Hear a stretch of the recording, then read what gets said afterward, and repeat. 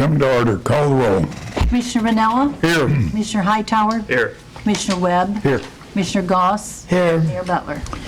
Here. Minutes of regular meeting, August 22nd. Any addition or correction? If not, they will be approved. Minutes of special meeting of August the 30th. Any addition or correction? If not, they will be approved. Now, let's see. Is Christine Bryant here? Mayor, she will not be back. She's currently at Miss America and was flying back today. But if you wanted to read that, we can give it to her on Thursday when she will be returning. Proclamations wait for no man or woman. Whereas it has long been recognized the youth of America today will be those who will preserve and protect our values and fundamental truths tomorrow. And whereas in each group of youth there are those who rise to the fore by intellectual accomplishment, talent, and participation in community enhancement. And whereas the city of Marion has been blessed by the presence of an outstanding 16-year-old teen, Christine Bryant, who qualifies in every respect. And whereas Christine Bryant represented the city of Marion in the state of Illinois as Miss Illinois Outstanding Teen in the Miss America's Teen Pageant in Orlando, Florida on August the 6th, and whereas Christine Bryant's outstanding accomplishments deserve special recognition, I, Robert L. Butler, Mayor of the City of Marion, Illinois, do hereby declare and proclaim Tuesday, September 13th, 2016, Christine Bryant Day in the City of Marion, whereunto I've set my hand and caused the seal of the City of Marion to be affixed, dated September 12th, 2016. And this will be delivered to her when she returns. Very good. Okay, now, Shannon, where are you? There you are.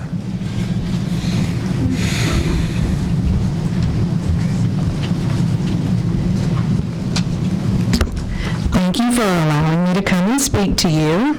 I actually, as always, have great news. We've just finally received our numbers from the state of Illinois. This is a study that they do each year that gives us our tourism expenditures for the county. As you know, in years past, we've been holding steady at 21st out of 102 counties. We were able to maintain that in 2015. Well, let's look at these numbers because these are exciting. Visitors spent in Williamson County in 2015 $133 million, which was up 4% from 2014. The closest county to us was Jefferson, that came in at $107 million. So you can see there's quite a large gap. Local receipts for tax was $2.96 million, which was up 7.2%. Tourism employment increased 5.1%, and the payroll generated $27.17 million, up 9.1%, saving each average family approximately $1,100 a year in taxes. Well, here comes the really good news for us. Hotel motel for 15 was up for us locally in Williamson County from the year before. The lodging tax, 5.38%, generating over 220,000 room nights for 2015, which is up from a little over 190,000 the year before. Well, a lot of people always ask me when I travel, what brings people to Williamson County? Well, I'd like to think it's for our marketing efforts and the wonderful cities and towns and townships that we have to offer. Some of the things that the Tourism Bureau is very proud to be a part of each year and will continue to do so is the AKC Dog Show, which is held at the Pavilion every year. It's been there for well, many years, when I was running the pavilion, we hosted that event as well. Hunting and fishing days, the Southern Illinois Boat and Fishing Show, Crappie USA, which is a tournament. It's a 2-day super tournament put on by Cabela's. The Miss Illinois Scholarship Pageant, Heron Festa Italiana, Fly with the Eagles Half Marathon, Southern Illinois Music Festival, Hub Fest, many events at Black Diamond and events done at the Pavilion, and lots of sporting events that are held at the Marion Park District. These are just a few of the events that we are either involved in through sponsorship, marketing, or partnerships. As you know, we do 3 in-house publications each year. Those are going to all 50 states, including Canada and the UK, and we have 4,771 unique zip codes that we mailed visitors' guides to. We've been partnering with Cocopelli and Crab Orchard Golf Course, Stardust, and Pine Lakes for quite some time, but this past year we generated over 780 room nights just in golf groups that we've brought in. We are now attending the Milwaukee Golf Show, the Chicago Rosemont Golf Show, and the St. Louis Golf Show. At each of those shows, we bring a representation from each of the golf courses, predominantly Cocopelli and Crab Orchard, so that they can actually talk golf, because I can only talk Williamson County. I don't golf. So we're really excited for each year that the golf courses agree to let us take one of their golf pros or officials to help us explain the game of golf and get more groups here to do so. We're placing ads in Pennsylvania, Ohio, Indiana, Northern Illinois, Wisconsin, Missouri, Kentucky, and Tennessee at the current. We have had a boom in tourism in multiple businesses that have opened throughout the year, as we know, this past year, and coming are many restaurants. We've also had new roads. Some like them, some don't, but that's okay. It gets them off the interstate and gets them to our hotels, restaurants, and venues. And we also had a new winery open in Williamson County this past year that is doing very well. So we're still growing. We love to continue to grow. And with that, I'm going to go into the most exciting thing that I have been talking about for almost 8 months. I had a meeting with Gail West and Brian Fisher and Tammy several weeks ago about the total solar eclipse. I don't think a lot of people are taking us as serious as they need to, so I wanted to take this opportunity to kind of give you a few facts about what's going to happen and some of the things we don't know what's going to happen. In a 300-mile radius of where we are, there are over 34 million people in population. If a fraction of those people come to Marion, Carterville, Heron, and so forth, we need to know how to deal with those people. It's going to be harder to get around. It's going to be harder to get in and out of a restaurant. There's a lot of things that we have to prepare for. No one can tell us exactly how many people are going to converge on our area on August 21st of 2017.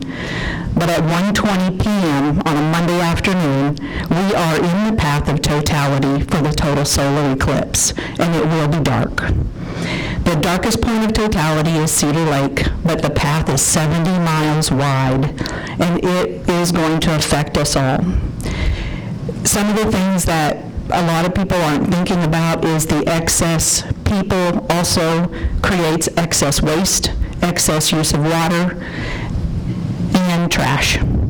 So somebody that I was talking to many weeks ago said this could be Woodstock on steroids.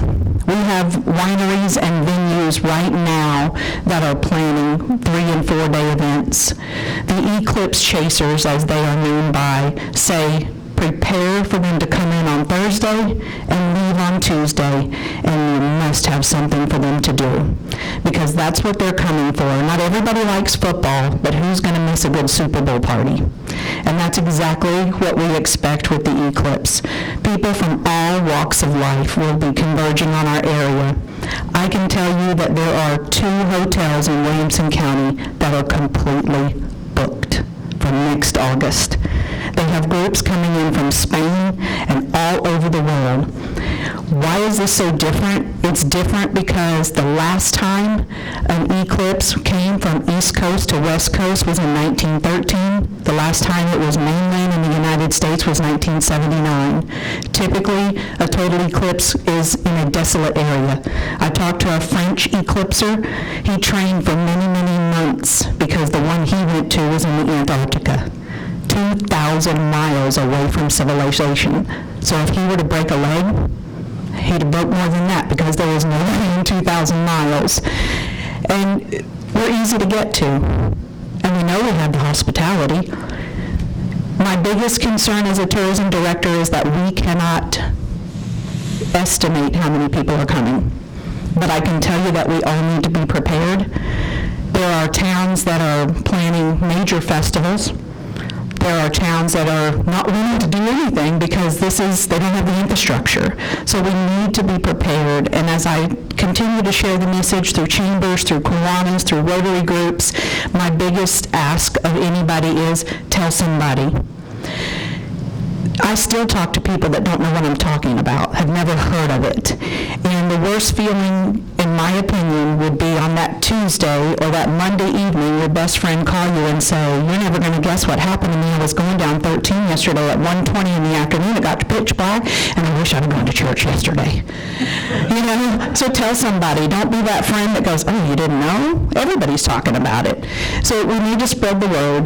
The biggest thing is safety, because this is an eclipse that you cannot look at. It will require special glasses to view the solar eclipse. Been talking to different groups, especially ones that have superintendents, work this into your school system, work this into an opportunity for your children to learn. For Williamson County, as a bureau, what we've done to educate and what we're continuing to do is my speaking engagements, and we also ran a contest. And you could see posters all over Williamson County. It says, we need your stars. We worked with River Radio, and we had a photo contest, and we challenged children to go to someplace in Williamson County, whether it be the Tower Square or Crab Orchard Wildlife Refuge, your favorite place. Submit a photo to the radio station wearing sunglasses, and then the public voted. We now have 2 Eclipse ambassadors that were chosen, and they will work alongside of myself and my staff until the eclipse happens, educating children, educating people about what the eclipse is. It's also a great marketing tool for Williamson County because these 2 children are going to be featured in all of our publications throughout this year. We have 40,000 visitors guides that will be special edition printed. These children will be featured introducing our sections, whether it's history, outdoor rec, shopping, dining. They will actually be there saying, hey, come here. In those visitors guides will be a special educational wrap around the actual guide, and it will include a pair of those glasses.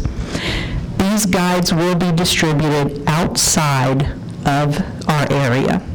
They will not be circulating within the county limits or southern Illinois. We will have another small edition for those people that are living here that just want information.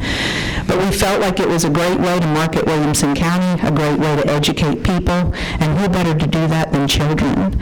So we're really excited about the opportunity to work with these children throughout the year. They're going to be with us at Hub Fest. They're going to be with us at Hunting and Fishing Days and various other events that we're involved in. But Mayor, Commissioners, my ask is that we tell people and that we prepare, and anything that the Tourism Bureau can do, we're there to help you. We do have a page on our website that addresses some of the safety issues for the eclipse, but if there's anything that we can do beyond that, please let us know. Our hoteliers are they're talking about rates, and I'm almost 100% sure that the rates aren't going to be $89.99 a night. So what rumor is in Carbondale, Jackson County area, they're getting $700-800 a night. So we hope that we're not gouging people because we do want them to have a pleasurable experience, but they are their own business and can do what they wish. But here's the biggest kicker of them all. 2017 is only the first round. We will have another total solar eclipse in 2024. So if we do this right, we might be able to get some newcomers and get some of these people back for additional vacations and again for the April 2024 eclipse as well.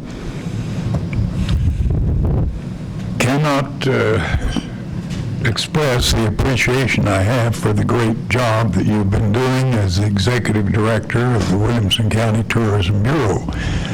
And your knowledge of the eclipse really fascinates me. But I think I must have misunderstood you when you said $700 or $800 a night for a hotel room in Carbondale.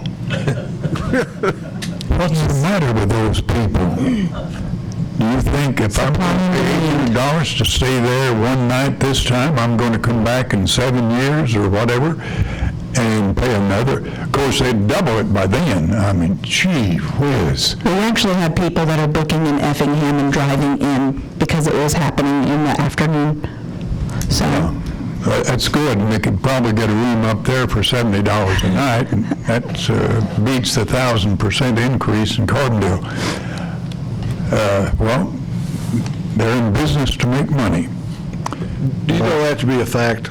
It's just what I've been told by several sources. Let us hope that that's merely an unfounded rumor, because I hate to think that our area would be known as the capital of gouging people. Well, I've heard that some in Marion are $400 a night. Have you heard that? Yes. That isn't as obscene, but it's still bad. But anyhow, that's a sort of a... The hotels won't have a hard time booking. The biggest thing is educating our residents to be prepared for longer lines, get gas, be prepared to, have a little more time to travel to and from, and that brings up a point when I was talking with Gail and Brian, is we do have lodging competitors, Airbnb, HomeAway, and things of that nature that are taking advantage of the fact that homes can be rented, duplexes, and we've had calls, and there are actual citizen scientists that are contacting farmers that have excess ground that may have planted soybeans, may have planted corn, and are saying, how much did you make on that field last year? Oh, $8,000? Don't plant that field. I want to pay you $8,000, and they're going to converge on that farmland for the week. It's happening. People are renting out apartments that they're not renting right now. They're renting out their extra bedrooms. People are going on vacation and renting their homes. Well, as we all know, there's lodging tax. It's the law. And it's very hard to track that. And so when I talked with Gail, I said, I'm going to leave that in your hands, but this is happening. It will happen. It happens in every large college town when there's a huge game. It happens. And I don't know that there's any way to get around it, but it is going to happen. Well, let me ask you this. Cedar Lake is the center. Yes. I know a lot of people are converging on McAndrew Stadium, stuff like that, but, by the way the crow flies, we're not talking a great distance. We got a lot of our motels on the hill and stuff like that. What are they going to see over there any better that can be observed and not getting into the traffic? Well, I mean, I can only say that traffic's going to be... Yeah. It's a 70-mile path, and if you're within 70 miles of Cedar Lake, you're going to be in darkness and in the path of totality. So if the weather is right, the scientist, which I am not, says it's going to be a sight to see, something you're not going to want to miss. That raises the question, what happens if it's cloudy that day? Not going to be as good a view. It'll still get dark. Yeah, it'll still get dark. Still get dark. You just wouldn't not be going to able be as vibrant as it would if it was a clear wouldn't day. be able to see it if it were cloudy. Not as well. Yeah. And, I mean, I've been working on a committee. I'm spearheading a committee through the USDA with 5 other tourism directors in the region, and we're going to have a regional website, a regional presence to talk more about the Eclipse. And this website's going to also generate commercial leads. The one thing that we talked to with the USDA was we want to be able to facilitate if someone coming into town for the Eclipse is not a normal person coming in, if they saw the Circuit City building or they saw another business that looked vacant and they wanted to bring a manufacturing job here or plant, that they would have a resource to be able to go and find out more information about that property.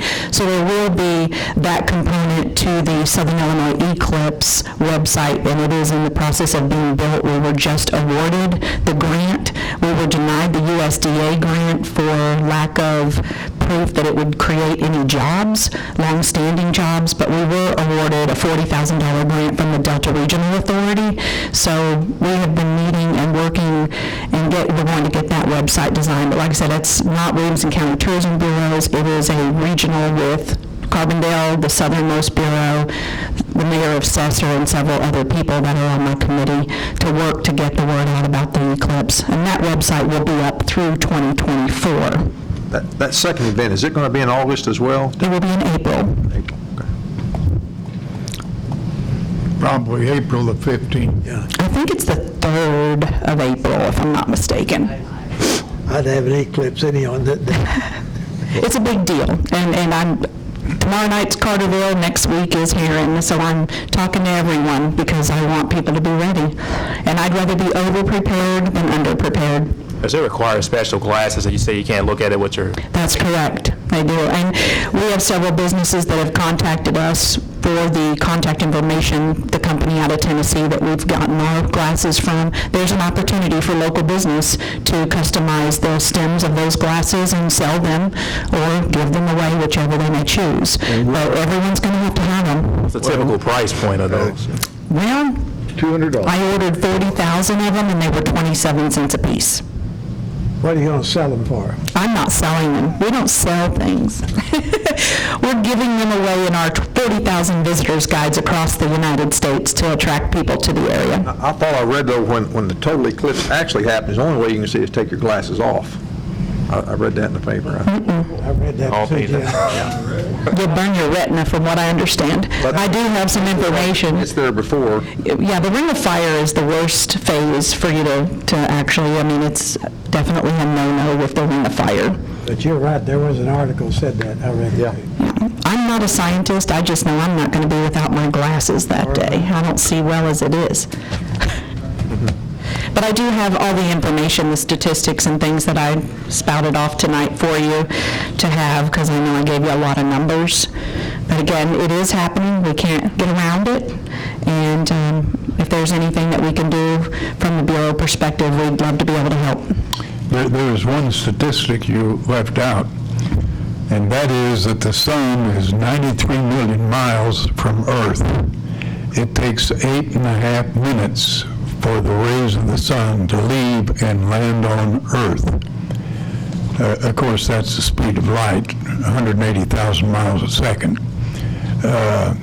So whenever you look, whatever you're going to be looking at from the sun is coming at you at a tremendous rate. And I guess that's one of the reasons you shouldn't look at that eclipse directly. Like I said, I'm not a scientist, but they say it's going to travel at a Mach speed of Mach 2 to 3. So I don't know how fast that really is. 180,000 miles a second, I don't care what the Mach is. So we certainly appreciate your What is the range, in the range, the actual range of the human eye, only like 9 miles, though? I know we can look up there in sky and see infinite, but isn't the human eye only allowed 9 miles? Oh, no. I can be in Johnson City and see the smokestack down at the power plant, and that's more than any 6 miles. I don't know where you're getting that misinformation. I read it somewhere. They must have made a mathematical error. He got it from looking for his golf ball. Oh, okay. Well, again, we certainly appreciate your kind effort, and we'll give you all the support we can. Yes. Thank you. Thank Yeah. you.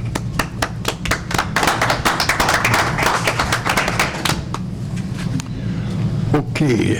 Impressive. Have anyone who has something they want to bring to the council at this time? Okay. Local historian par excellence.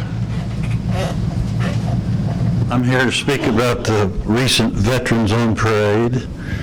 I was in that and privileged to walk with my two sons, but that's not what I want to talk about. I had a gentleman directly behind me almost that kept saying he was going to drop out at every intersection we passed.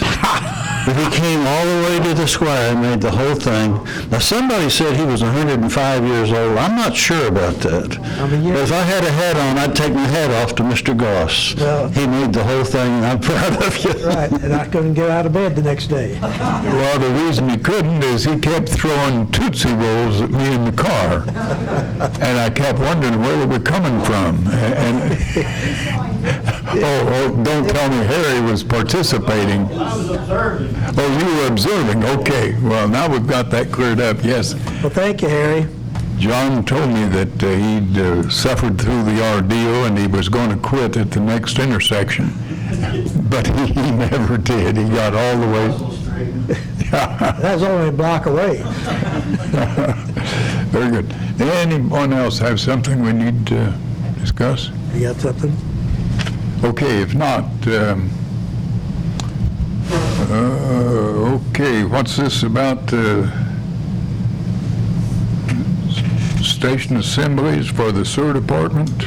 Yes, it's for 3 future sewer customers. 2 are going to be west of the new Hugs on Main Street, and another one's going to be, I believe, on Francis Drive in the Melmar Estates. Now, keep in mind, these costs are going to be reimbursed. As soon as these people come and pay their first water bill, they have those sewer fees reimbursed. So essentially, we aren't losing anything. Okay, so And it's for complete 14 station assemblies at almost 9,200, 2 pumps for 4,800. Total invoice will be 14,000 plus shipping. Plus. Your motion? Yes. Call the roll. Commissioner Vanella? Yay. Commissioner Hightower? Yay. Commissioner Webb? Yay. Commissioner Goss? Yay. And Mayor Butler. Yay.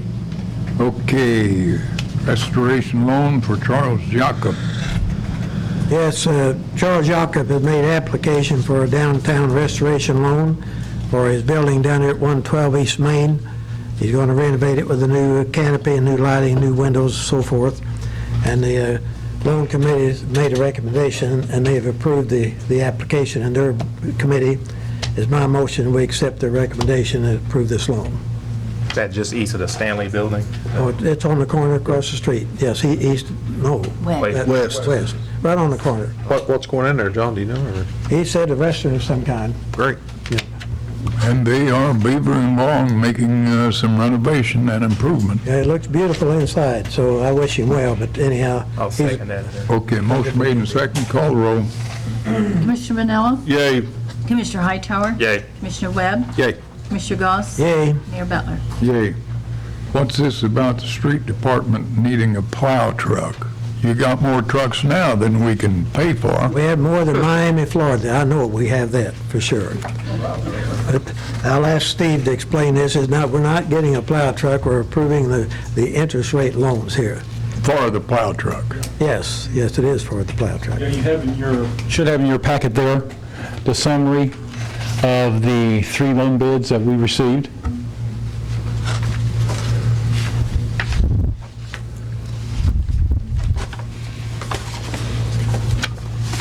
So the little more paperwork, what exactly does that entail? I mean, 1 page, 2 page? Well, a few more pages, and the lease agreement is a little bit more elaborate.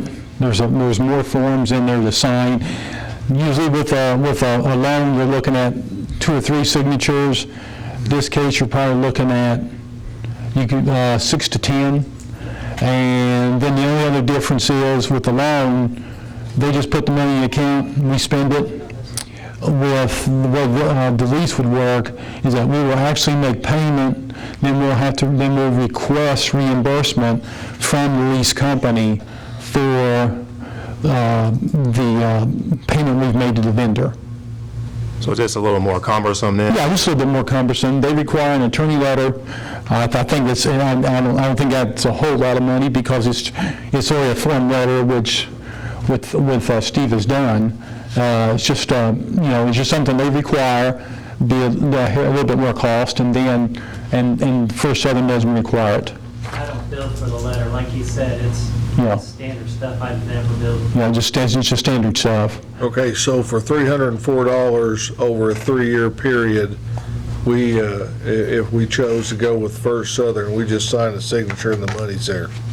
And there is no hoops to, Right. They just put the money in the account, and then we pay it. Sometimes we pay before the money gets there, sometimes we pay after.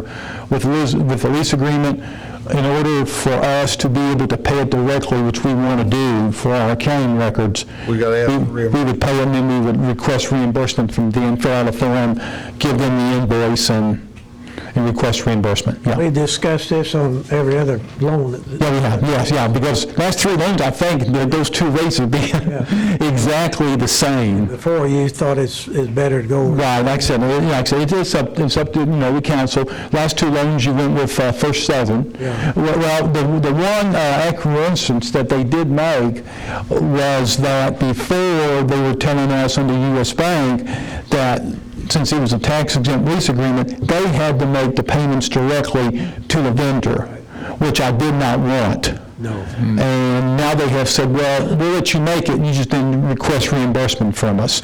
So they have made it, so they have acquiesced on that point there, to try to make it a little bit more, They a little concession. yeah, exactly right. Yeah. Yes. So that's good. So it looks to me like there's about a 3% difference in the interest.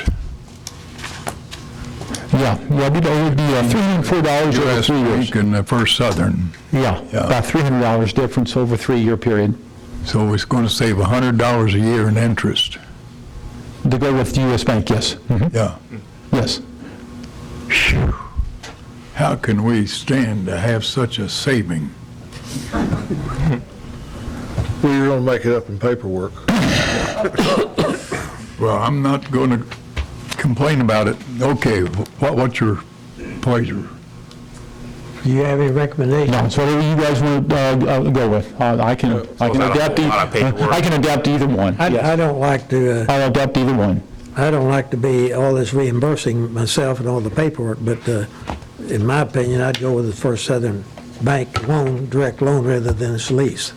I agree with you. If we're going to get a loan, let's get a loan instead of a lease, and Well, yeah, and $100 a year, good. Yeah, and why go through a I'm lease? sure there's that much waste every month in a city operation. Not in the street department. That would be the priority place. Okay, you want to go with First Southern? My motion. That's your motion? I'll second that. Got a second? Call the roll. Commissioner Vanella? Yay. Commissioner Hightower? No. Commissioner Webb? Yay. Commissioner Goss? Yay. Mayor Butler? Yay. I knew you'd do something right someday. What did I do that you can agree with? Well, you went with a strong local bank. Well, I like local people. Okay. I were one Okay. once, you know. See, that'll make our commercial community happy. Okay, what about the street department barn? We have a bid, we asked for bids on this lean-to in a barn that we're going to store some of our equipment in dry ground. We received one bid from A1 Buildings in the amount of $11,635. It'd be my recommendation, accept A1's bid. It goes with the prevailing wage and all the things that we have to have. What size barn is it, Johnny, do you know? It's a 22 by 48. 2 20-foot bays, 1 8-foot bay. Yeah. Yep. That allows us to get all of our big equipment under roof. Well, what is 2-foot longer poles? Well, we can get the higher machines in there. See, we have things that are taller than others. Well, why don't they just say instead of a 10-foot, they're going to have a 12-foot? I'd have to ask A1, that's beyond my pay raise, I don't know. Okay, all right, that's your motion. That's my motion. Second? Got a second? Call the roll. Commissioner Vanella? Yay. Commissioner Hightower? Yay. Commissioner Webb? Yay. Commissioner Goss? Yay. And Mayor Butler. Yay. Okay, Gail, you want to tell us about the hub? Chris is here. Chris is here, too. Oh, Chris, oh, there he is, sure. Chris is right here. Okay, come on up, tell us. With the council's permission, I'd like to move the council to item C and come back to A and B. I think that'd be appropriate. Okay, Mayor, I think this one is yours. I'm for that. I am recommending the appointment of Chris Georgantis as the general manager of the hub at the salary. Happily second it. Well, Happily second? you make the motion, I'll second it. Let me, Happily make the motion. He can't make a He motion. second. that's all make. All I do is make the He recommendation. can't make a motion. Okay. I'll make the I'll motion. make the motion. Okay. I'll second it, yeah. What is this, the Keystone Cops? Who's up first? Okay. Or the Three Stooges? Oh, We're okay now. call roll. We're good. Commissioner Vanella? Yay. Commissioner Hightower? Yay. Commissioner Webb? Yay. Commissioner Goss? Yay. Mayor Butler. Yay. Now, Chris, Thank you, Chris. go. Yes. Commissioners, Mayor, thank you very much for your approval. First off, I want to thank you for your kindness the entire 2 years that I've been with the hub, and all of the time and energy that you put into. I know all of you are involved either as participants or, voting, of course, on all of our hub agenda items. We hire a lot of staff over there because we're doing a lot of things, a lot of moving parts over there, and appreciate your confidence in me to be general manager. It's huge, and I appreciate it very much. It's my honor to lead an amazing hub team in the service of our members. So many members now, and we've done some good things, and we've got even greater to come. So I appreciate all your support over the past more than 2 years, and I thank you very much. We appreciate your appreciation. Sir. Okay, proceed. And we have, If you want to go to A on the agenda. yes, we have agenda items to include 7 part-time employees at the hub. It's for 3 different positions. Kylie Arnold, Carrie Johnston, and Corelli Rodriguez for membership in cafe, dual positions At $9 an at hour. $9 an hour, that's correct. 2 within aquatics, that's Hunter Beasley for a lifeguard 2 at $9.50 an hour, and Katie Cully at lifeguard 2 for $9.50 an hour. And then we have 2 wellness attendants, Benjamin Childers at $9 per hour, and Janice Small at $9 per hour as well. Okay, that's your recommendation. That's my motion. Got a motion? Second. Second, call roll. Commissioner Vanella? Yay. Commissioner Hightower? Yay. Commissioner Webb? Yay. Commissioner Goss? Yay. Mayor Butler. Yay. I know we can't force anybody to do this, but would be greatly appreciated if these individuals would consider direct deposit.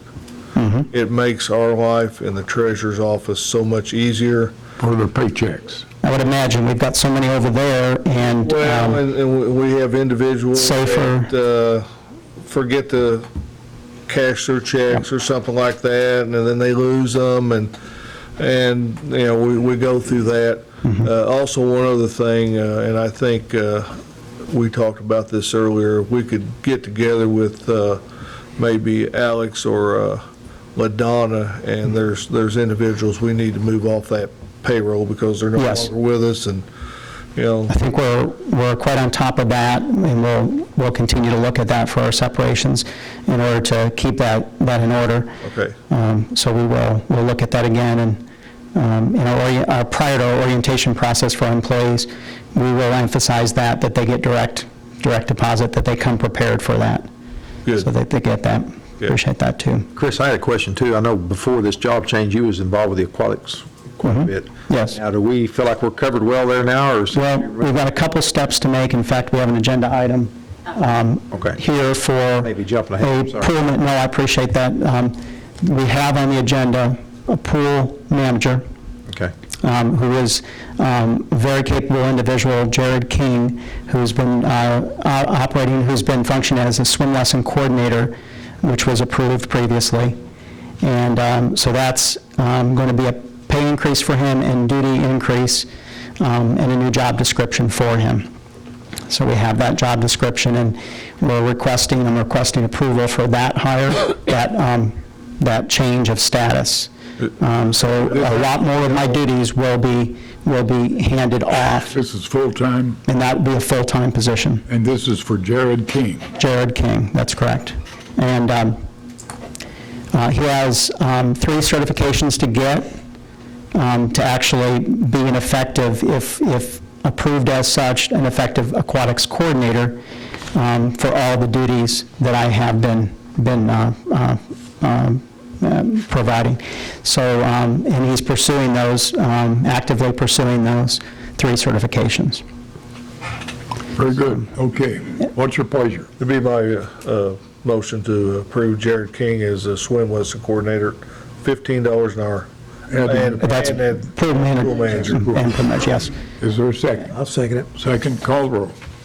Commissioner Ranella, Yay. Commissioner Hightower, Yay. Commissioner Webb, Yay. Mr. Goss. Yay. Mayor Butler. Thank you. Thank you. And it may be premature at this point relative to, well, I'm doing pool operation duties, and I've got a wonderful degree of help with that, with Jonathan Allen. The next step probably would be, I haven't identified, actually just probably yesterday identified that person potentially for a pool operator, and that's anywhere from 8 to 10 hours a week relative to pool operation, so a part-time position. So I'd like to in the future bring that to council. Okay, when you're ready, let us know. Okay. Okay, thank you. Thank you. Good job. Okay, Gail, can you tell us about the vacancy at the library? Item number 7 is council approval of Samantha Cadavera. This is a replacement for a person who no longer works there, and so it'll be a librarian 1 at a pay rate of $11 per hour. It's a full-time employment. So this- I would say that David Patton, the director, stated that they had 250 applications for this library 1 position. Many highly qualified people, and so it was a very tough, as he said, very tough interview process, but they would like to have the approval for this replacement position. Okay, what's your pleasure? I'll make that motion. I'll second. Call the roll. Commissioner Ranella, Yay. Commissioner Hightower, Yay. Commissioner Webb, Yay. Commissioner Goss, Yay. Mayor Butler. Yay. Okay, what's the Futiva entrance at Halfway Road? Gwen has that.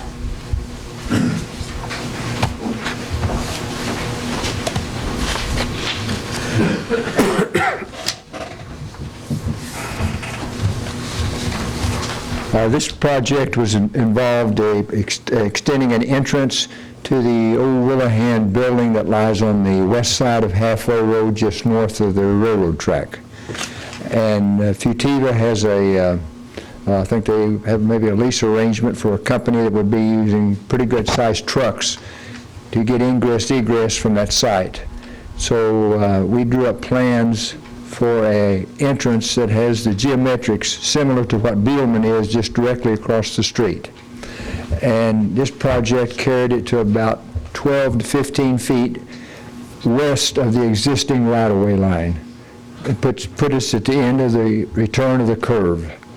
And then that will be up to Futiva and the company they're dealing with to extend the road on west into their site. But this is a 8-inch concrete pavement, has the same radius and the configuration as the Beelman entrance does across the street. What's the nature of their business? I do not know the company that they just said they would be dealing with it. They have semi-trucks and things coming in. They plan to use the rail. They plan to use the rail that is... C-O-N-E Railroad? Yeah, if it's possible to, they're working with Crab Orchard and Egyptian on that, the Leasing Company. Oh, great, great. And this was part of a TIF agreement that we made with Futiva that Glenn has helped move forward on. Yeah, great. Appreciate that. Okay. We had 3 bids. The lowest bid was Everard String at $49,063. There was about quite $7,000 over our estimate. And the problem came is we have a very busy season right now, and 2 contractors are looking at it. I told them we need to get it done rather quickly, and they backed off and didn't bid. And I estimated a little lower on the concrete because it was a small amount of concrete compared to a normal project. Glenn, I guess it's normal practice then for us to pay for this, I mean, instead of having the developer pay. I mean, this is sort of an enticement, I guess, for them to locate. I didn't negotiate that part. I think Gail maybe have more of an answer on that than... This is part of a TIF agreement, and the agreement we have, the council approved with Futiva was that their reimbursement for, will be a 50-50 split on the real estate increment until the city recovers the cost of the entrance payment. So the city will be getting the cost back, but it will be out of a TIF 1 reimbursement. Okay. Good. Thanks, Glenn. Glenn? Yes. Number 7, mulch, method 2, I see, just what kind of mulch is that? It's straw, basically, and it's 2 methods of applying it. They can scatter it, disc it in, blow it in with the blower, put oil on it, and spread it and blow it out that way. Method 2 is where they blow it on, then they take a disc and cut perpendicular to it to anchor it into the soil. IDOT spec says method 1, 2, and 3. We call for method 2. Well, there's $6,000 difference in that, the way I read it, between Simon's and the rest, the other 2. You might say we've in the past, we're getting more and more of what I call unbalanced bids. Yeah, you see Look at the price of the pavement. I had an estimate of, I think it was $58 a square yard, and we had 84, 65, and 55. Yeah. You have $30 a square yard difference in concrete between 2 bidders. Yeah. Yeah, and I find that curious because that particular contractor has his own means of making concrete. He's the highest. And he's cheap on other items. Yeah. Yeah, that is strange. Yeah. Who knows how contractors think? Well, because some of the items can be variable as you go through the deal, too. And if you're not careful, they will bid the items with small quantities at a high unit price. Yeah. Hopefully that they can pick up a few percentages on that. And the big items, which is not a whole lot of change, they'll bid them more conservatively. You know, they play checkers with one another. Yes. I mean, it's a cat and mouse game. Okay. Okay, what's your pleasure? Move we accept a little bit of Everard String, $49,063.78. I'll second that. Second, call the roll. Commissioner Vanella? Yay. Commissioner Hightower? Yay. Commissioner Webb? Yay. Commissioner Goss? Yay. Mayor Butler? Yay. I might add one thing. I've been talking to IDOT, and I think September, this coming Friday, I think that's the 16th, they're going to open bids on the R-cut at Norman Road and Route 13. When is that? Oh, boy. Friday? Forgot about that. Friday, they'll open up bids Friday. Do they expect to have that constructed this fall, or will it be next year? It'll be, they can get clearing and maybe some dirt moved, and we'll have to get past a certain date in September before you start cutting trees because of the Indiana bat. Oh, now, wait a minute. Hey, wait a minute now. That is towards Indiana. There ain't no Indiana bat around here. And there used to be down around Creel Springs, but we cut down all the shagbark hickory so they wouldn't have a place to nest. So there may not be any Indiana bats in Williamson County. But there's a few Louisville sluggers. I like that. Okay. Well, we thank you, Glenn. Appreciate the work. Okay. Time has come for the reappointment of Bernie Paul to the Williamson County Airport Authority Board. He has served remarkably well on the board. He has served terms as chairman. He's very knowledgeable. And of course, I think he retired from the Air Force National Guard as a colonel, if I'm not mistaken. I'm not sure that he did any flying, but nonetheless. So I would recommend reappointment of Bernard Paul to the Williamson County Airport Authority Board. I'd like to make that motion. I'll second. Call the roll. Commissioner Ranella, Yay. Commissioner Hightower, Yay. Commissioner Webb, Yay. Commissioner Goss, Yay. Mayor Butler. Yay. Okay, what's this about to buy out of copier machines? All right, I have Mr. Steve Compton come up here. He's from RICO. Basically, back in May, we were with another company that had all of our copier machines citywide. We recently got out of that contract and started working with RICO directly and cut out a lot of the middlemen and was able to save a lot of money, better service. I mean, there's a whole lot of great things that come about with being with RICO. Here recently, poor Steve's had the daunting task of negotiating with me. So we've done some renegotiating of all of our copper machines here in the entire city. So with that being said, I'll let Steve describe our negotiating. All right. Yeah, so back in March, Terrence approached me with a few goals that he wanted to accomplish for the city's copier contracts. He wanted to consolidate. You guys had 6 leases across the entire city. You kind of had sort of added onesies and twosies here and there as you got different departments consolidated. So we wanted to consolidate those leases, try to save some money, simplify the process with billing because you had so many different leases. You guys had bills for service on some machines and another bill for service on another group of machines, and the same with leases. Keep the same manufacturer because you guys liked the equipment that you had. But then also at some point get some new technology that was a little bit more up to date.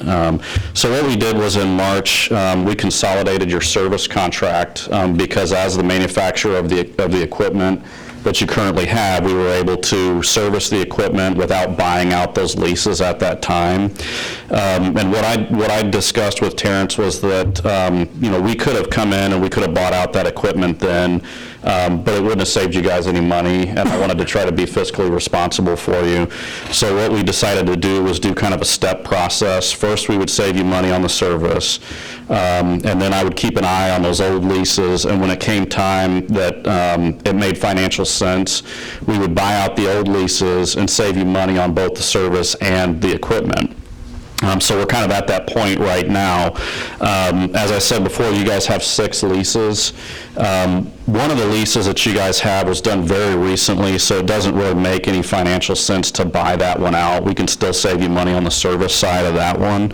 But on the other 5 leases, we can come in, buy those leases out, cut the city a check for the amount of those leases, provide you with all new equipment, and save you guys money over the course of, however you want to figure it, monthly, quarterly, annually, whatever. And so that's the point where we're at right now, and it just kind of worked out for the promotions that we have this month, that in addition to saving you roughly about $100 over the total cost of ownership of those machines, which would be for those 5 leases, we can also cut you a check for $3,350 in rebates on top of that. So, we're able to accomplish most of what Terrence wanted to do, barring that one lease that you guys kind of have hanging out there like a sore thumb. And, I've actually factored that into the savings. So if you take what we're proposing to do with the 5 leases and keep that one lease, I've included that in our total cost of ownership to you as a price comparison to what you were paying previously with this other company. We're still saving you guys over $100 a month on it, plus the rebates. So it's pretty, I mean, to me it makes sense. I think Terrence, it makes sense to him, but he wanted me to kind of come and answer any questions that you guys might Who have. manufactures these machines? Rico, the company that I work for. Oh, You're located, that company's located where? Well, we have locations all over. I work out of Carbondale, but our home office here in the Midwest is in St. Louis. So When does that one lease expire? the one lease expires in about 4 years. And that's why it just really doesn't make any sense to buy it out, because we would end up having to roll some of that into your payment, and then we would just be throwing good money after bad, and you might as well just keep the equipment, because it's fairly new, it's still operating, we've got it under service, so you're not going to have to worry about any parts or labor or anything like that. So my recommendation on that one lease would just be to keep it the way it is for now. And then we can look at buying it out as it kind of gets closer to maturation. So Now, in the end, with you guys, do we own the machines or we lease them from you? you lease them, yeah. And the reason why we do that, and Terrence and I had actually talked quite a bit about that, is the way the technology changes so rapidly. Usually by the time you get to the end of a 5-year lease, and actually Terrence didn't even really want it to run that long, but for cost savings measures, that's the way we structure them. Most people, they're either wanting or needing new equipment. So by the end of that 5 years, the equipment has changed pretty dramatically. There's a lot more bells and whistles on it. And in an environment like what you guys have here, it's utilized to such an extent that there's not really any inherent value in keeping the equipment. you mean we're really wearing it out?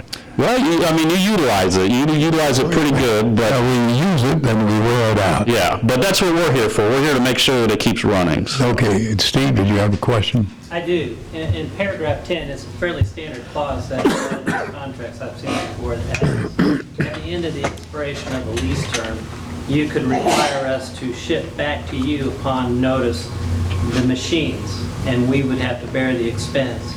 My experience with school districts in the past, a lot of the companies have waived that provision. And typically we do as well. Yeah, usually that's Well, could I typically. talk into doing that now?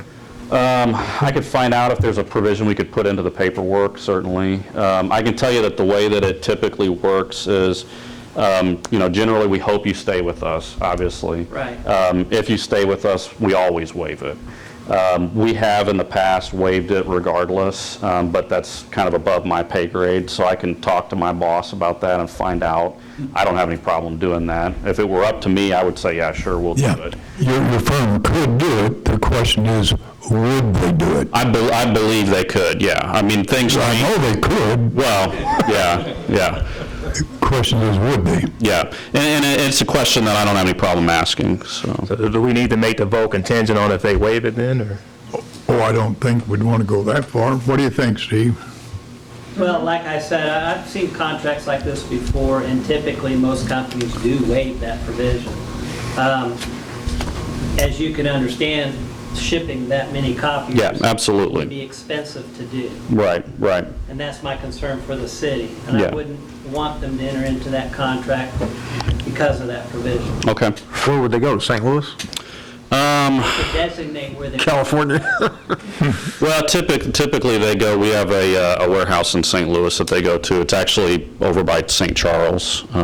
Check with the higher pay level and come back with the positive answer. Yeah. How would you, would you just want that as an addendum, like a clause, something Yeah. like that? Okay.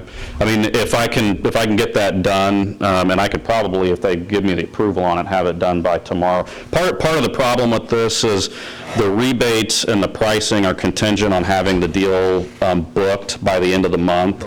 And I'm not trying to put the city, under the gun or anything like that. The reason why it's structured that way is because when Terrence and I first started this, you guys have 180 days where you're considered a new account, even though we have current business with you. And this pricing goes away at the end of that 180 days, and that just happens to be at the end of this month. Like So, Joe said, could we pass a contingent on that? Sure. yeah. Well, we're going to have a special meeting Thursday anyway, aren't we? could we? Well, we could also approve the contract pending the approval of the addendum. Okay. Yeah, That's fine. very simple. Okay. And Is that- before you guys do that, Steve, can you tell them like what all the services you provide? Like over in the water department, we're getting a brand new copter because how we process all our bills.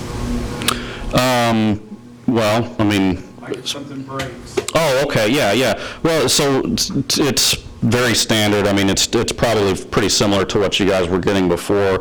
We're a little bit more transparent in our process, but, I mean, we provide all parts, labor, drums, toners, any training going forward. So, you know, if Terrence hires any new staff with IT, or if you guys hire any new staff, you know, just here or at any of the other offices, you can always call me and I can come out and train the staff on the machines, as opposed to, you know, having to have, you know, somebody in the office do it who may not be quite as familiar with all the bells and whistles that the equipment has on it. You did mention ink. Ink, yes. Included in Ink that? is included in the price, yeah. What's the amount of copies that is part of this agreement? Well, that's one of the beauties of this contract, is whereas before you guys had a set minimum of copies that you had to hit. If you didn't hit those copies, you still paid for them. That's right. And if you went over them, you paid for them, and I believe there was even an uplift on that for everything over. With us, we've got a lower cost per copy, and you only pay for the copies that you make. So there is no base minimum. You only pay for what you make. So it's to me, I mean, I could have structured it with a base, and people do that to kind of set your, what they call a click rate, your cost per copy at a low point. But I mean, we came in lower anyway, and I would rather you guys only pay for the copies that you make, and then at the end of the year, you guys know exactly, okay, well, we're only paying for exactly what we've made, whereas before, Terrence was having to kind of chase after his tail to try and figure out, you know, where are these copies coming from? We paid for this, and now we've got this bill for that. This way you know exactly what you're paying for, so. Makes sense to me. Are these machine scanners and printers too? Are they? Yep, scanners, printers, depending on the configurations that Terrence gave me. Some of them have fax capability. They all have the ability to store documents kind of in the brain of the machine as originals, so you can save on filing space, stuff like that, so. Okay, having said all that, Yeah, who was the odd lease? What department? Well, it was 3 machines, pardon me? It was the police department was the odd lease that. There's shock. There's Jim Webb's problem. He can handle this. okay, what's your pleasure? I move we accept the proposal on Rico. Second. Contingent upon the clause that we're going to waive the whatever we're waiving. Shipping charges. Okay. Okay. Motion made and second, call the roll. Yeah. Commissioner Manella? Yay. Commissioner Hightower? Yay. Commissioner Webb? Yay. Commissioner Goss? Yay. Mayor Butler? Yay. Okay, resolution of support for applications, State of Illinois for community, thank you. Thank you. Community Development Assistance Program grant. You got that, Gail? This is an attached, actually, you have the resolution in item 11. This is in support of the Community Development Assistance Program, which we are back on the schedule for Celeste Sellers to complete the grant application to help some of our citizens with needed repairs to their homes. And as you know, this was the past year or so, we've had difficulty getting it through the state. So Celeste, we have found, Anthony made it possible for us to move ahead and reapply for this grant through CDEP, so. Is there an amount? No, it'll be based on our population amount and need that will be. So we don't have any idea how much we're Not applying yet. for? Actually- Isn't it generally around 400,000 or something? Something in that, it's less than $500,000. Yeah. Yeah. And citizens apply for, assistance on home repairs because of low-income needs or elderly population needs for accommodations in their home. So it is definitely a good grant for many of our citizens. Sure, it could be well received. Okay. This is resolution number 2016-18. What's your pleasure? I'll make a motion to approve resolution 2015, or 2016-18. Second. Call the roll. Commissioner Ranella, Yay. Commissioner Hightower. Yay. And Commissioner Webb, Yay. Commissioner Goss. Yay. Mayor Butler. Yay. Okay, anyone else have anything to bring before the council? If not, we need to go into an executive session to discuss a contract. Do you need to discuss the old business, the nuisance ordinance? What do we got? Nuisance ordinance. What was ordinance? The nuisance ordinance. Which ordinance? Yeah. Nuisance. Oh, nuisance. Okay, you've all had copies of the nuisance ordinance, which would be 3350. This, I think, is something that is long overdue. And there are several provisions that need to be addressed, but there is one in particular. And where is that about mowing grass? It's under section Item K. J. I'm sorry, it's under section D on the second page. On the second page? Sub-item J. Okay, this says, no person, landscape, or mowing service shall blow or cause to blow leaves and/or grass clippings into the streets, curb lines, or ditches of the city of Marion. Anybody that drives down the streets right now will see piles of grass that have been mowed and tossed out in the street. This is bad for 2 or 3 reasons.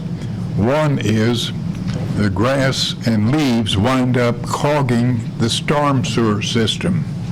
We've had more houses that have been damaged by water because somebody had plugged the system up with mown grass or leaves, number one. Number two, I hate to drive down the street and see a guy on a riding lawnmower meeting me. I know he's tossing the grass out in the street, but more often than not, he's going to be throwing rocks, twigs, streets, limbs, any number of things against my car. I do not appreciate that. And I'm sure I'm not the only one. Now, what happens if someone is caught violating this provision? Well, they can be written a ticket, and they could be fined up to $750. I hope that will get the attention of everybody that has a riding lawnmower and they're tossing grass into the street. It's so easy to turn the thing around and toss the grass back in the yard. Why can't people do that? It's a no-brainer. So anyhow, I want to bring that particular section to the attention. Now, Commissioner Goss? Well, there's a couple other tweaks that it might call your attention to under section K, junk storage prohibited. We've put in there that up to 72 hours to give someone to move that vehicle on an abandoned automobile. That's 72 Abandoned hours. or derelict automobile. Yeah, so that figure 72 hours, it seemed reasonable to me, and I talked to the city attorney on it. I think we kind of agreed, but you fellows can have an input if you want it. We can change that if you don't like the 72 hours. But it gives them time to move the vehicle. 24 hours is a little quick. They should have time to move. And there's another one down here that he added on that under junk, trash, and refuse. He's added the items to be old refrigerator, stoves, washer and dryer, other thing, in addition to some of the other waste matters. All that. So we have some storage situation with a lot of old appliances. And Yeah. I hate to pick on the appliance deal since I were one, but And this touches the very essence of the ordinance. talking about junk, trash, and refuse, includes any and all waste matter, whether reusable or not, and this is what's pertinent, which is offensive to the public health, safety, or to the aesthetics of the neighborhood. There's nothing I hate worse than to drive down the street and see a string of well-kept yards, good-looking houses, and find one that is junked up the front yard, got all kinds of trash on the porch. Now, if that person doesn't have enough sense to take care of that problem and not realize the trouble that he is causing his neighbors, then he needs to be fined. And so we're going to work on that. And that is the essence of the ordinance. Public health, safety, or the aesthetics of the neighborhood. Right, very good. One other thing that the city attorney suggested, and it's under item number 3, under item K, has to do with where it states the city may apply to the court for having jurisdiction for an order, giving it the authority to have any automobile parked on private property in violation of this ordinance removed from such property. On his, I don't want to misquote you, Steve, but you thought legally we need to approach it from that point. Rather than just go pull it out where you have to do the order. Yeah, my concern is whenever you have someone that has a car in the front yard, they're always going to say it's a project car. I've been working on a project car for the last 10 years. Yeah. In order to take somebody's property, you've got to have due process of law. And I just feel like if we do it this way, we limit our liability. Yeah, and we don't want to deprive anybody of any rights that they're entitled to, but everyone has to recognize that the way we conduct ourselves has an effect on our neighbors. Right. Now, there are some who realize that and could care less, but we're going to give them due process of law. Yes, ma'am. I just want to ask a question because this has come up. The house next door to me has been abandoned for 15 years. Okay? They backed the car under a carport, which is getting ready to fall down. The plates expired in 2010. I had the guys come out and they said, it's covered, you can't do a thing with it. They've not been back in 5 years. That is not acceptable. Absolutely not. And there's trash in behind it that's been there for 15 years. okay, see, what is the address?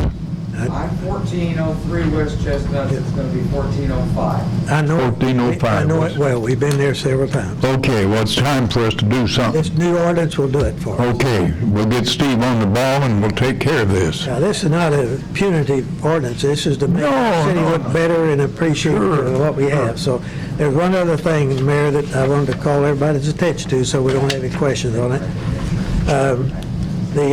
Under, I think on page, notice debate, Department of City, back where it says liens for unpaid charges. Yeah. I think that you suggested that the word charges should be changed to expenses. Yes. So if we pass this ordinance, we would subject to that change? Yes. I thought, Mayor thought it'd be better to say expenses. Yeah, it's on the last page, under liens and unpaid charges. Yeah, okay. And also, you gave them 60 days to file the liens. Yeah. If it remains unpaid after 60 days, they can file a lien or should file liens.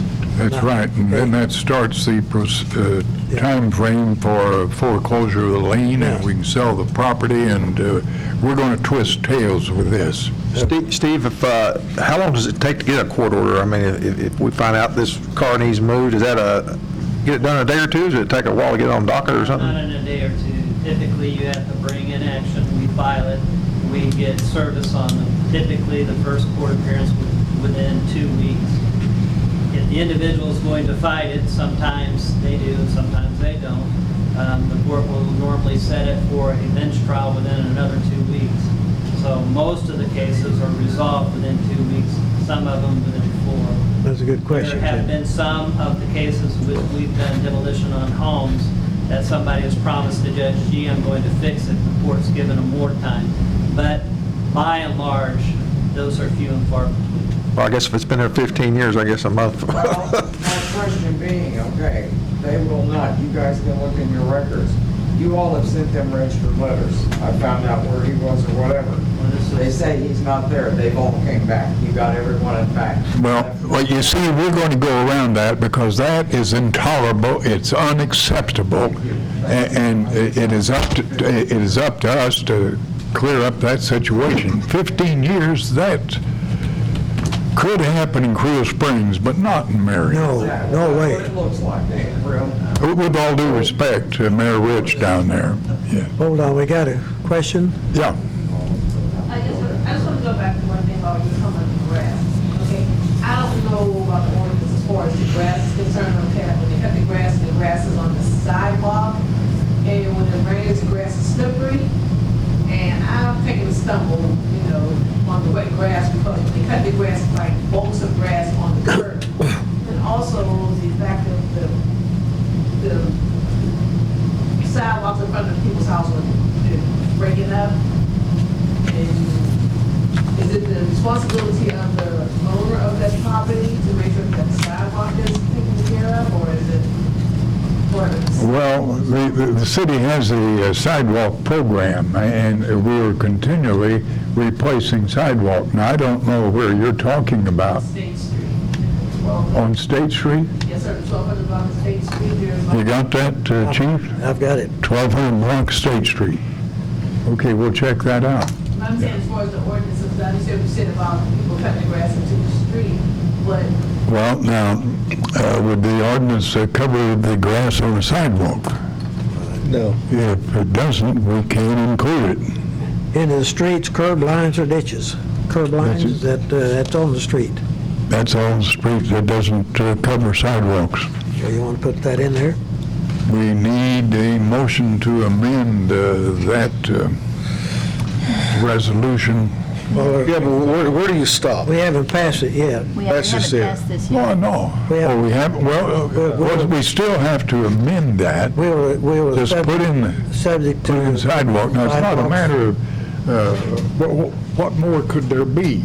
Streets and sidewalks, you don't mow and throw the grass on sidewalks I or think streets. the ordinance is well-written and ought to stand as is, Well, what's wrong with including sidewalks?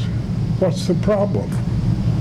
Like this lady said, she Me? slipped on the wet grass on the I sidewalk. understand that, but I mean, that's just, Is that a liability? Well, it doesn't cost, Your easement? it doesn't, just adding sidewalks, what harm does that do? And we're not going to go beyond that. Where else could we go? you can go anywhere. No. We don't go anywhere. There are only two places you can go when you're mowing your yard, if you're going to throw it off the yard. One is the sidewalk, the other is the street. Now, what other do you have in mind? I don't have anything in mind, but, we just get into, and sometimes you just get into just a little bit too much government. Oh, my Imposition on the goodness. people. Oh, now. That's just my opinion. I know you're different, but, I know. You're entitled to your opinion, even if you're wrong. So Well, that's I don't okay. feel that I'm wrong, and I want to make that perfectly clear. What do you say, Steve? Well, from a practical standpoint, when you start talking about leaves being blown across the sidewalk, in October and November, how do we know it wasn't the result of the wind? Well, if you see them on a riding mower and they're blowing them no matter where, That's easy with the grass that's out there. what's the difference with a leaf? If I'm on a riding lawnmower and I'm blowing it that way, what's the tough about that? I'm just suggesting it might be a little bit more difficult to determine it's from a... Well, if it isn't seen, then you can't do anything. So For that very reason. if leaves out of your property blow onto another's, it's your responsibility to go get them. Falling leaves. It says blow. There's more government. Not some big Oh, falling yeah, trees. no, this is all blown. It says blow, the blowing leaves, not. And unless somebody sees it, nobody knows how it got there. Very simple. Okay, having said that, So well, I don't even have sidewalks, so what do I care in my neighborhood, so if somebody mows it at night, nobody sees it. There's grass on the sidewalk. Yeah, it'll be out, who cares? We Yeah, don't who see it. cares? And the majority of people do. I was about to ask, sir. Well, that's because it says here code enforcement, and we've come to that and I want to make that very, somebody needs to clarify this for this council, because, we've heard this before, we don't have the teeth. Now, is code enforcement going to be the sole enforcers of this ordinance? Well, They're the primary. what happens, if I see my neighbor blowing his grass out in the street, I can go to the code enforcement people and tell them that. They will probably say, will you make an affidavit to that effect? And I will say yes. On that basis, they'll give the guy a ticket and he'll go to court. I think Anthony's question, who is going to write the tickets, am I right? Well, the code enforcement Okay, people. he's just trying to make sure that it's... For sure, it's the code enforcement people. And we've been to this, that's what I'm saying, Mayor. We've been here before.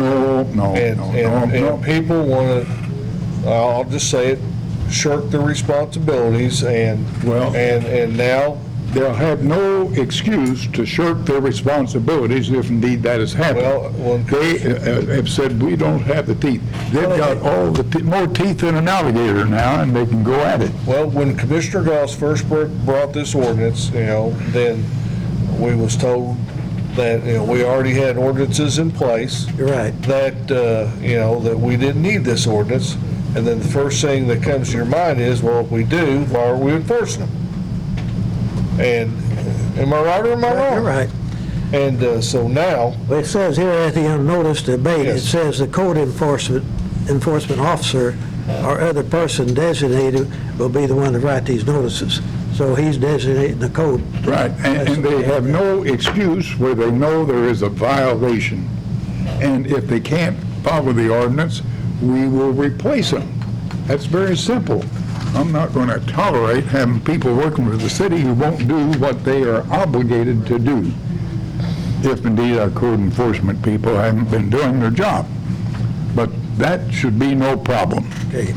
If somebody chooses to challenge a ticket they've been written, how do they do that? That won't go through the court system, right? Oh, sure. They write a ticket. If they don't want to pay it, then they are in court. They will have a hearing, and the judge will determine whether or not they should be fined.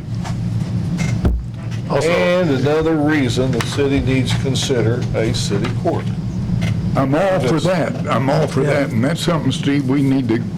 I've been working on that. I've got a model of rules that we would have to adopt and the other municipalities would have to adopt if they're going to agree with them. No, wait a minute. Other municipalities. Well, I think it would be cost effective. Share costs. We had one administrative court within Williamson County. And all the municipalities could share the expense of that, rather than just Marion. That would be fine if any of the others would be willing.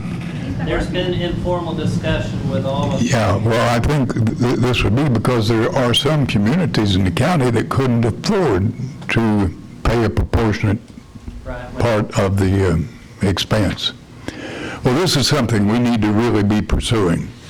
You're right on target. You're right. It's something we've talked about for a long time, and I think it's in the right direction. Yeah, and I'm sure that we'd have enough volume. Well, of course, they wouldn't be in session all day, every day, but maybe 2 days a week or whatever. I think we would probably only have to have 1 or 2 days a month. 1 or 2 days a month, okay, whatever it takes. Because we would just have those cases and not other cases. Yeah. Are they still talking about Marion PD as a venue? Is that? Yes. Okay. Of course, we'd have the court right here. This would be a nice place for a city. I think Marion PD is a lot more secure. You're supposed to have a secure facility and the conference room there was set up for that reason. Yeah. Well, I think it's something that's long overdue. Okay, what's your pleasure? Well, it's my pleasure to make a motion to adopt ordinance 3350, subject to the item J, adding the word sidewalks, and under the liens for unpaid charges, changing the word charges to expenses. That's the only two things, difference to this that I see. I'll second that. Okay. Motion made, second, call the roll. Commissioner Ranella. No. Commissioner Hightower. Yay. Commissioner Webb. Yay. Commissioner Goss. Yay. Mayor Butler. Yay. Well, let me clarify that. Yes, but everything but J sidewalks. Best of all. Okay. All right, noted. Okay, anyone else? I have some items. Okay, let's, Mayor? yeah, I know we've got, Consent agenda. Yeah. we have a contract matter that we've got to go into executive session for, but yes. Sherry Ramsey showed us kind of a disturbing video right before the meeting about some continued flooding on Chestnut area. And I guess, she was in a few months ago and nothing's been resolved yet, and I'm not sure. Okay, you know anything about that, Glenn? I was alerted to that several months ago. Doug Phillips and I went out and looked at it. I made some recommendations to Doug what needs to be done, and we've been snowed under with all the road and street projects. But yes, I know what she's talking about, and It is being addressed. I know that what you're saying is true, but we have to take it as we get to it. We've got a lot of things on our plate. Her video was with like an inch and a half rain that happened last week or week before last, and there was a lot of flooding, from what she showowed us. Yeah, okay. Isn't it Now, just do we know the reason for the flooding? I mean, I know, of course, the water, rain, but is it been? I think there's grass in this ditch. Okay, so we're talking about a fairly sizable project. Yeah, you recall, Bob, last time we talked, they're going to have to put a new tile under the road to go under the road. It's not the simple thing to do. Oh, I know. it goes under the road. We've got some upstream that we need to replace. Yeah. And then we need to clean out a ditch and open up some area where the water can get out of the way. On Cherry Street. Being held back in the storm. Yep. Ditch line. In other words, this has been looked at, but it is not a simple solution. Well, I just had a chance when we had the 5-inch rain about a month ago. And my brother called me at 1.5 inches, and I went out and videoed, just Yeah. trying to show you. And we, Your roadway. yeah, and we appreciate that. And we may have to cause the street department to revise their priorities, because I worry about children. When they saw this, you can ask Anthony, he saw it, and Jim saw it. You're going to have a child drown. There are all kinds of bad things that could happen, and that's why I think the street department commissioner is going to have to revise some of his priorities. Mayor, this is my third term on council, and then she's been here all 3 terms. Well, see, it's time that we get this up at the top of the priority list. Now, I know that may not set too well with street commissioner. No, I'd already decided that, Mayor. Yeah, but when? It's on the top of our list. Sure, when? Alternative might be if you contract it out. Yeah, we can't do it. Whatever it takes, let's do. Let's get an estimate on the cost and let's ask for bids. Let's get this show on the road. Is somebody going to share expenses? We'll take it out of the gas tax. Okay. I would think the paving project is probably about to wind up too. I mean, it might free up a little bit of time. And yeah, well, whatever it is, you get the paperwork put together, and we'll get this show on the road. Speaking of the street, the resurfacing, I think Glenn told me we did approximately 20 miles of resurfacing. That's nearly from here to Harrisburg. Am I right, Glenn? Between Michael Steele and Yeah, well, all resurfaced. Now, was that a foot wide, John, or? Yeah, no, about 3 foot wide, isn't it, Bob? But it's a 20-mile stretch, guys. That's quite an accomplishment. I don't think any town around That's here. good, that's good, but let's get this thing going, because I hate. I want to compliment Glenn on bringing that Cape Seal, micro seal to our attention and doing it. That's good, but I think some of that can wait. Well, we've already got it done. Well, okay, then we ought to be able to move into this project pronto. Shouldn't we? Pronto? That means now. Okay, gotcha.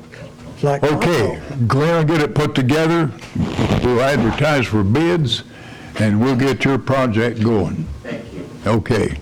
After 15 years. I've been here once a year. I know you have. Okay, well, see, the past is past. The past is past. All we got to do is look forward. And Okay. we have been working on that, Your Honor. It's not like we've ignored it. Yeah, and we're getting We have the nowhere. plan. She's still getting flooded out. So You can't do this overnight. This is a big project. I know it's taken us 15 years to make this resolution, so, Been patient, Johnny. We don't want to get in any hurry. yeah, okay. We need to go into executive. Got a consent agenda. I got two things here. Oh, okay. Yeah. I make a motion to up. pay the monthly bills as funds become available. Second. Call the roll. Commissioner Ranella. Yay. Commissioner Hightower. Yay. Commissioner Webb. Yay. Commissioner Goss. Yay. Mayor Butler. Yay. And I make a motion to pay the consent agenda. Second. Call the roll. Commissioner Ranella. Yay. Commissioner Hightower. Yay. Commissioner Webb. Yay. Commissioner Goss. Yay. Mayor Butler. Yay. May I? Anything else? One other thing on that little project, man, it's going to take some cooperation with the landowners for easements to be able to get in and do some work.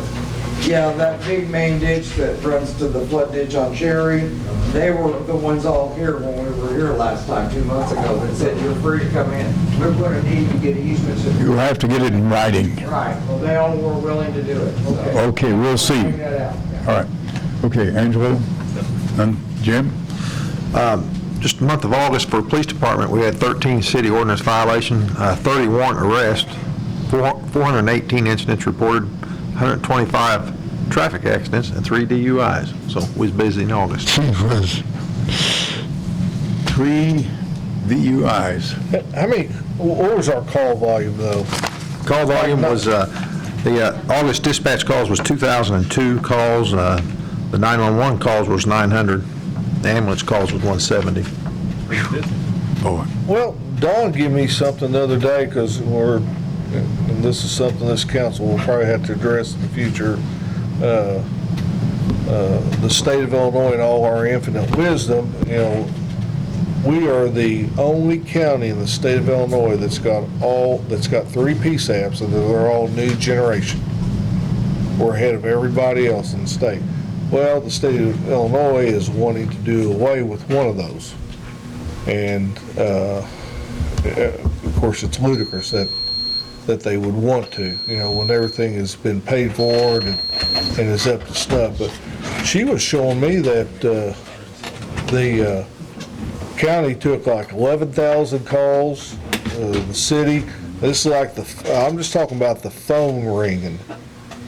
And it may have been for information, is like the city of Marion took like 9,700 phone calls at that police station.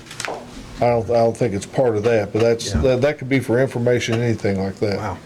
And you break that down today, that's a lot of phone going off, and they're wanting to take our dispatchers, because if that phone goes off, somebody's got to answer that phone. And then if our officers are calling, on the radio, somebody's got to address that. And this actually coming from the Illinois State Police. They want to, do this, but I mean, it's something it's something that's going to be coming up very quickly here, gentlemen, and we'll have to address it. It's not going to affect Marion. We're not going to lose ours, but yeah, but is it going to compound the traffic for us? oh, yes, it absolutely is, because if they take away one of those PSAPs, then it's going to have to roll over. It's got to go somewhere. It's got to go somewhere, and we're probably talking about having to put on additional dispatchers in. Oh, and the state, of course, doesn't take that into account. No, that would be logical, and I'm sure you could come up with another term. We'll leave it at that. I make a motion to go into executive session for pending litigation. I got one thing before you do that. I'd like to invite everybody to go out to the chapel and see The Goddard Chapel. The Goddard Chapel. At where? At Rose Hills, the most beautiful cemetery in southern Illinois, Rose Hill And it's in Cemetery. Rose Hill Cemetery. They just are completing installation of new doors, 2 pairs of arch doors made out of African mahogany.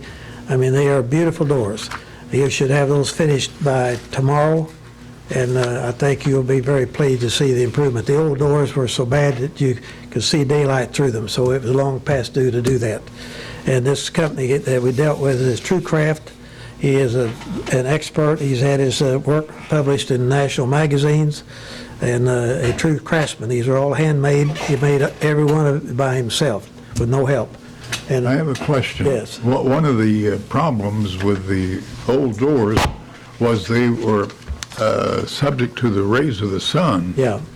Because they're on the west end of the chapel. Yeah. And the sun rays had really deteriorated. Yeah. Now, will that happen with these doors? He says these will not suffer that type of deal. They're different wood and they are different finishes. The people that were maintaining those doors, no reflection on them, but they were putting on one thing, the wrong kind of sealers. And he said he does want a contract with us that he will do all of this himself. He doesn't want to trust it to someone else. And so we will enter into a contract at some point, an annual or two or 3 year contract with him at a later date. You have a look. Johnny, is that building, Half of Doug Phillips. people can rent it or reserve Yes, it? you can have it for funerals, you can have it for funerals, you can have it for weddings, you can have it for parties, and it's not utilized nearly like it should be. It's a gorgeous building. And there's a fee with that, or? No, there's no fee for the funeral. There is a fee for weddings. Okay. But it's minimal. But it's a gorgeous building. It's a one of a kind. It is a treasure, as the mayor said, and it should be preserved. So anyhow, if you get a chance, go look at the doors, people. I think you'll think it's money well spent. That's all I have.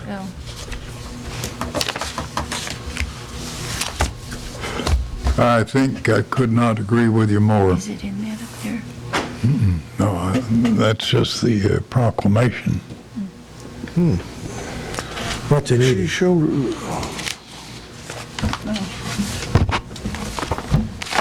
What you need? Yeah, it is. Okay. There it is. Johnny may want to read that. Oh, yeah, I wasn't sure. This is a letter addressed to the council. This letter is to compliment your superintendent of streets, Doug Phillips, during the Willa Avenue Broken Road Storm Sewer project. We have found Doug to be helpful in every way and truly a customer service type of employee. He answered our questions, helped in any way he could to make a bad situation a good situation. Customer service is a lost art for many people, but Doug exemplifies the true meaning of it. We hope that the city of Marion realizes what a gem they have in Doug and rewards him in every way possible. We would like this placed in Doug's permanent personnel file for future reference and certainly hope you do everything possible to keep this fine employee. Sincerely, Brad and Joanne Banrath, 1512 Broken Road. I thought that was certainly a very, very good letter of commendation. And they're exactly right on it, too. There's not anybody could beat Doug Phillips in his job. He does an excellent job. He takes care of the people, and he is a people person. Before we quit, when is this nuisance ordinance going to affect? It will have to be 10 days after it is published. So it'll be published probably in the next 2 or 3 days, and then 10 days from then, it will become official law. So if your neighbor's throwing the grass out in the street tomorrow, there's nothing we can do about it. I ain't worried about that. Okay. All right, that having been said, we had a motion go executive session. You want to, you second it? I'll second. I'll go ahead. Who's on first? Okay, Alphonse doesn't know who's going. Call the roll. Commissioner Ranella, Yay. Commissioner Hightower, Yay. Commissioner Webb, Yay. Commissioner Goss. Yay. Mayor Butler. Yay.